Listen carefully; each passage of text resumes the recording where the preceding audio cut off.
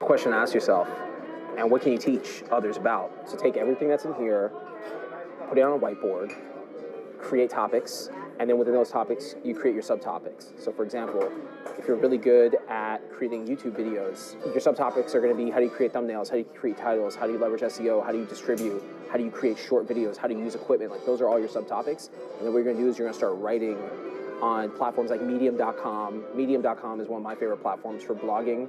It's free, you don't have to code, you don't have to set up your own domain, you don't have to use WordPress. And once you create content Medium, it gets picked up by Google.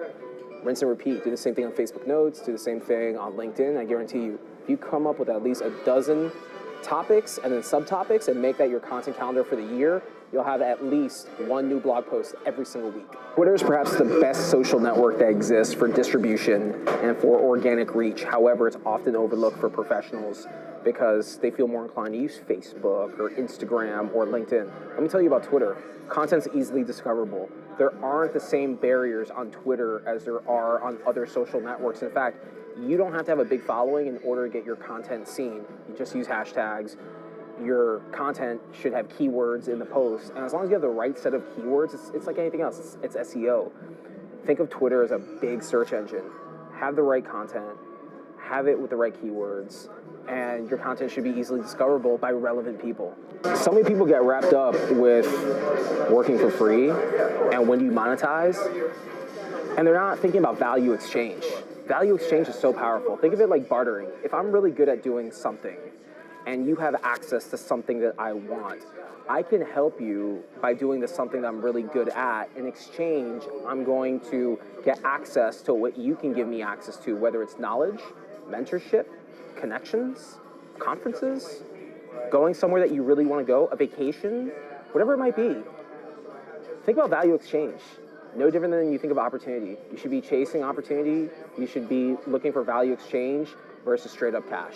Look, the conversation around at what point can you expect people to work for free is very simple. At what point do you have something that another person wants access to? So you don't have to have the biggest social network. You don't have to be the wealthiest and the flashiest person in the game. But if you have access to something that you can leverage and give to a creative in lieu of cash, then that's a form of payment.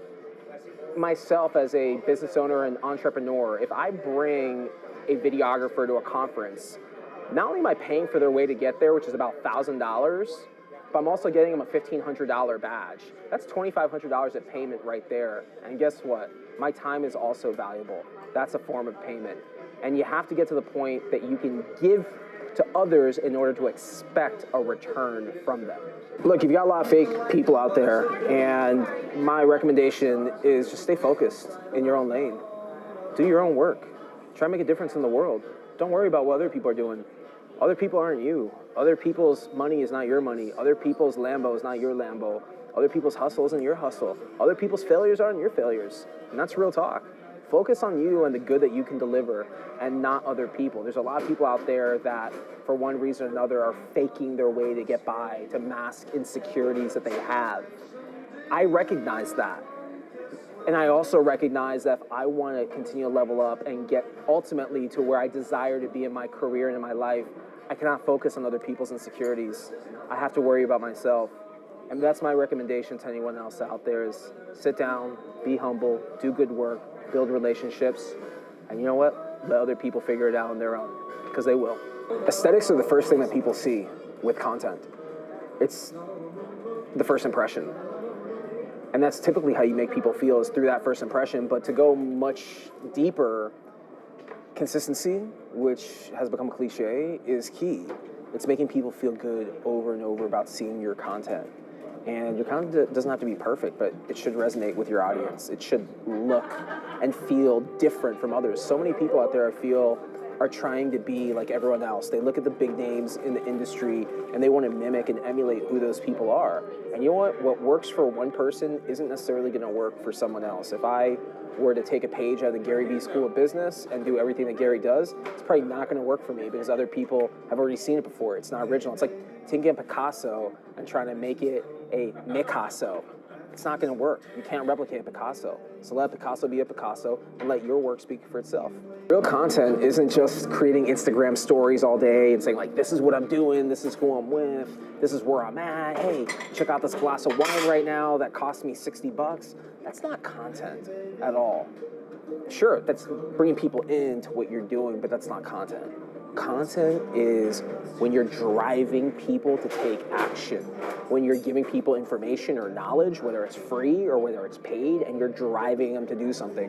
When you are engaging people through your content, you're saying, go to my website, swipe your credit card and buy from me because I have a course. Like, that content is making people move ultimately.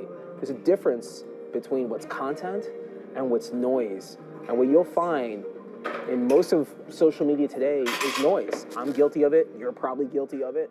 This right here, though, is content. It's to teach so that you take action.